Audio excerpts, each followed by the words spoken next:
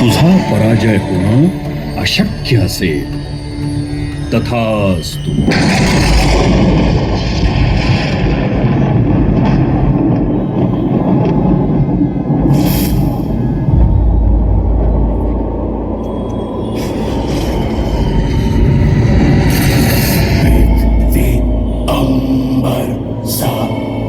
समंदर सारी दुनिया मेरे अंदर, मेरे इशारे झुका दे सितारे. मैं ही आत्मा, मैं परमात्मा. मेरे अंदर सारी समंदर सारी दुनिया मेरे अंदर, मेरे इशारे झुका दे सितारे. मैं ही आत्मा, मैं परमात्मा.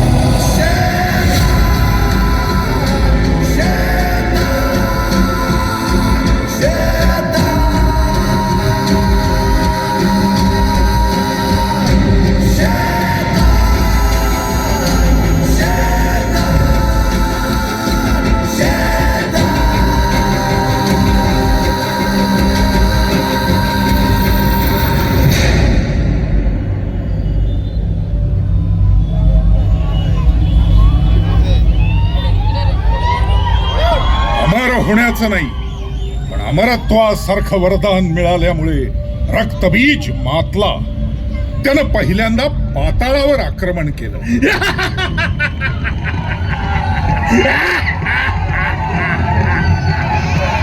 पाताळ लोकातील महिषी राजाला मारून तो स्वतः महिषीचा राजा झाला.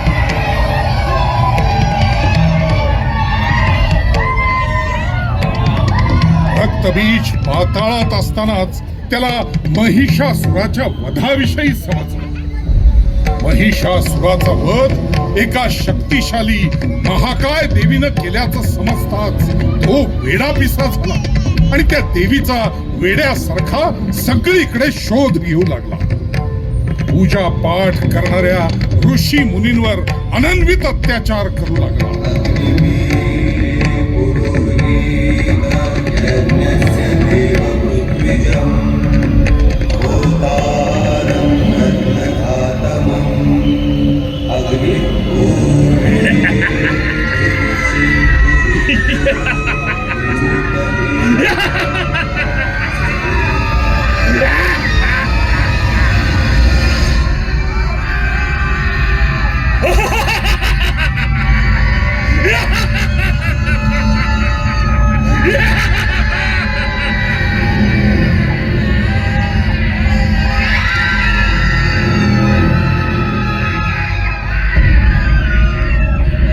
एकीकडे रक्तबीजचा हा हाहाकार सुरू होता, दुसरीकडे महर्षी कश्यपांचे पुत्र शुंभ आणि निशुंभ ब्रह्मदेवाच्या तपस्येत लीन होते. ओम ब्रह्मदेवाय नमः. ओम ब्रह्मदेवाय नमः. ओम ब्रह्मदेवाय नमः. ओम ब्रह्मदेवाय नमः. त्यांची ही साधना फळास आली. आयुष्यमान भव. हे तर आम्ही होणारच आहोत भगवान. आम्हाला अमर व्हायचंय आणि त्याच वरदान प्राप्तीसाठी तुमची साधना केली.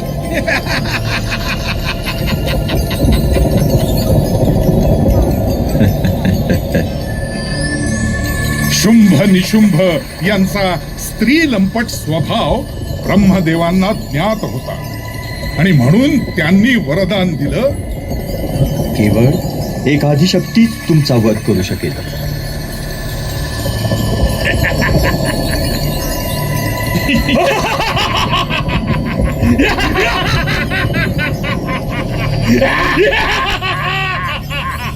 ब्रह्मदेवाच्या या वरदानानं गर्विष्ठ झालेल्या शुंभ आणि निशुंभांनी आपल्या भावाच्या हत्येचा सूड म्हणून इंद्रावर आक्रमण केलं. तेव्हा इंद्रदेव नृत्य गायनात रममाण होते.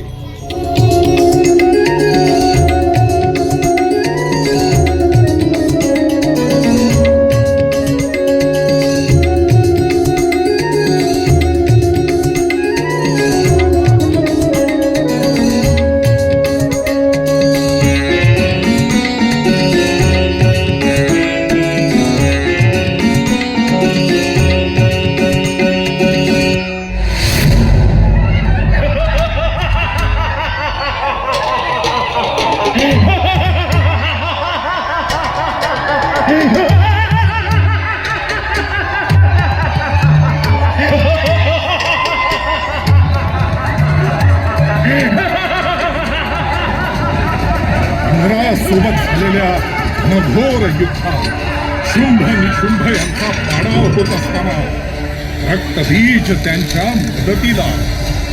रक्तबीजाची वीरता बघून शुंभ निशुंभ त्याच्याकडे आकर्षित झाले आणि स्वतःहून त्याचं सेनापतिपद त्यांनी स्वीकारलं. सोबतच स्वर्गातून अंतर्धान पावलेल्या सर्व देवांचा माग काढण्यासाठी आपल्या अत्यंत विश्वासू अशा 2 चंड मुंड राक्षसांना त्यांच्या शोधासाठी पाठवलं.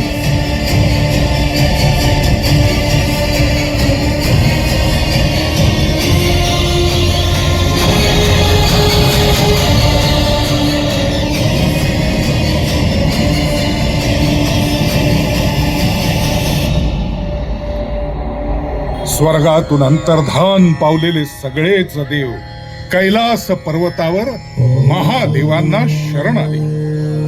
त्यावेळी भगवान महादेव त्यांच्या साधनेत अखंड बुडाले होते.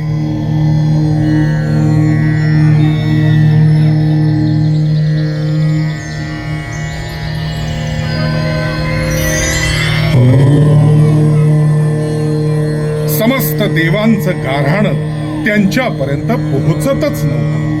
पण त्यांचा आवाज पार्वती मातेनं ऐकला आणि माता पार्वती त्यांच्या समोर प्रकट झाली. प्रणाम माते. प्रणाम. समस्त देवगण आज कैलासावर अवतरलेत. नक्कीच काहीतरी खास प्रयोजन असेल. माते, आम्ही अनभिज्ञ असताना समस्त दैत्यांनी स्वर्गावर आक्रमण केलं आणि त्यांच्यासोबत महादेवांचं वरदान लाभलेला रक्तबीज आहे. ह्या संकटातून केवळ देवाधिदेव महादेवच आम्हास तारू शकतात. देवाच्या घोर तपश्चर्येत बाधा आणि विघ्न आणण्याचं धैर्य माझ्या अंगी नाही. पण देवराज, युद्धभूमी सोडून पळणे हा पुरुषार्थ नाही. आपण युद्ध सुरू ठेवावं. काहीतरी मार्ग नक्की निघेल.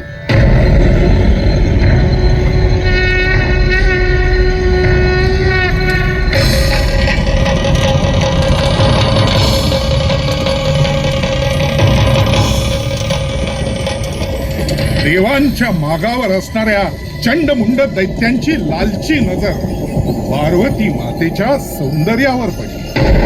त्यांनी मातेच्या सौंदर्याचं वर्णन त्यांच्या धन्याला म्हणजे शुंभ निशुंभ यांना जाऊन सांगितलं.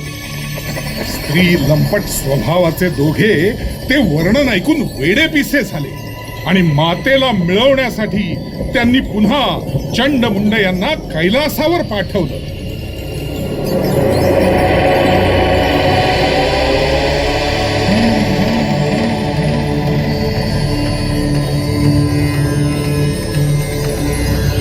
हे अतिसुंदर रूपवान ललने, आम्ही तुलाच आमच्या सोबत स्वर्गात यायची विनंती करायला आलोय. हे सुंदरी, आमच्या सोबत चल. आमचे स्वामी शुंभ निशुंभ यांना खुश कर. ते तुला स्वर्गाची राणी करतील. आणि तसही इथे या भणंग गोसाव्या सोबत राहण्यात काय हाशील? तुमच्या वाणीला आवर घाला, अन्यथा काय सुंदरी?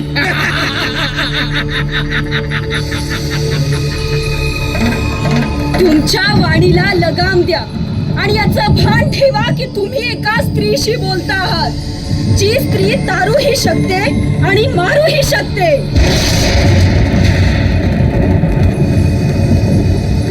पार्वती मातेला त्यांनी हा प्रस्ताव दिला आणि सोबत अश्लील असभ्य भाषेत मातेसोबत बोलू लागले. मातेचा क्रोध अनावर झाला. उग्र रूप धारण करून तिने चंडमुंडांचा वध केला. त्या रूपाचं नाव झालं चामुंडा. पण पार्वती मातेचा झालेला अपमान दुर्गा मातेला सहन झाला नाही आणि भगवान महादेवांच्या हलाहलाचा अंश पार्वती मातेत विसावला आणि प्रकट झाली महाकाली. महाकाली.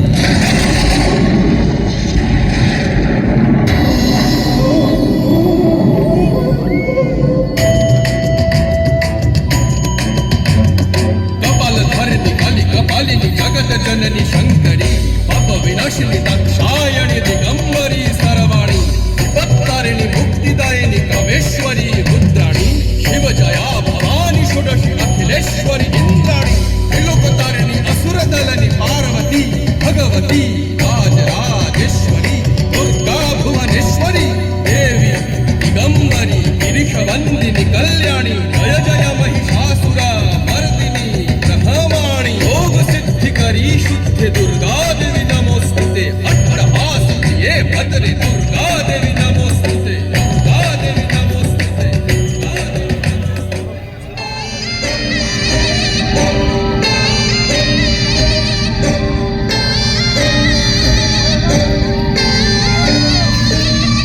संहारकं श्यामवर्णधारणं दैत्यवंशनाशकं विनाशकं विनाशकं. काली संहारकं श्यामवर्णधारणं दैत्यवंशनाशकं विनाशकं विनाशकं. काल चले संताप बढ़े घड़ी पहर संसार थमे. माँ की अर्ज है माही सुने मन प्राण में तू है माँ काली के.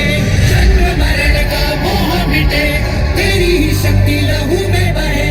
चंड मुंड धारे रामा चंडी के तेरा ही आसरा हो.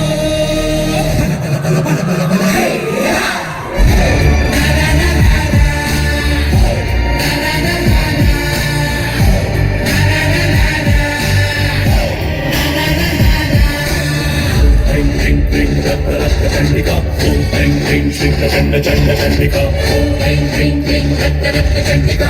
ओम ह्रीं ह्रीं श्रीं प्रचंड चंड चंडिका.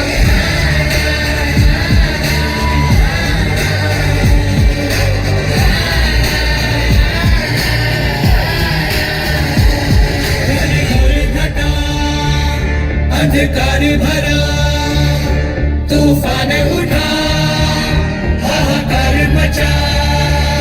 अधर्म का विनाश कर दैत्य का विनाश कर. खड्ग पर ले भाल तंत्र मंत्र चाल चल प्रचंड वेद धार कर. मातु उद्धार कर रक्त बीज फिर खड़ा तू रक्तपान आज कर. आज कर आज कर आज श्याम वर्ण आज कर. ना ना ना ना ना ना ना ना ना.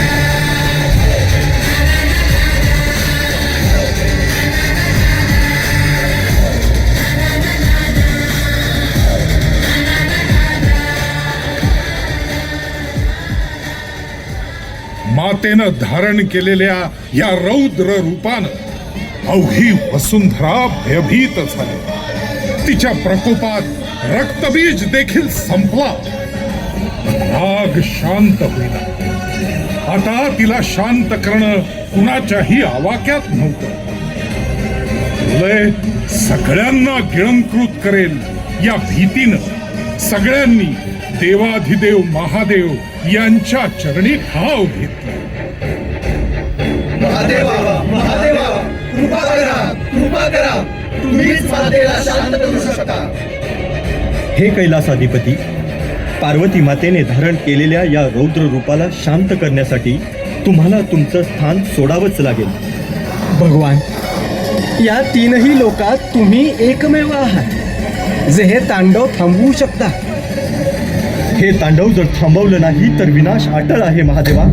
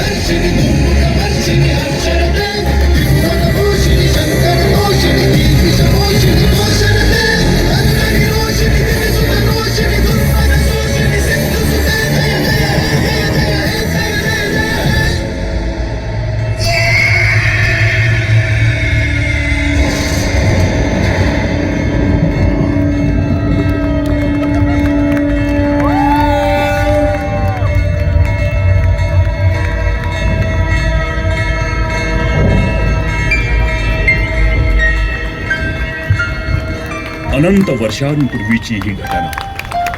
एका स्त्रीच्या अपमानामुळे तिनं धारण केलं रौद्र रूप आणि केला दैत्यांचा विनाश. आज अनंत वर्षानंतरही परिस्थिती बदलली नाहीये. आजही हजारो रक्तबीज आपल्या आसपास उजळ माथ्यानं वावरतायत. आपल्या माता भगिनींवर अत्याचार करतायत. त्यांना कायद्याचा वचक राहिला नाहीये. आणि म्हणूनच आता गरज आहे प्रत्येक स्त्रीनं आपलं पार्वतीचं रूप सोडून महाकाली होण्याचं.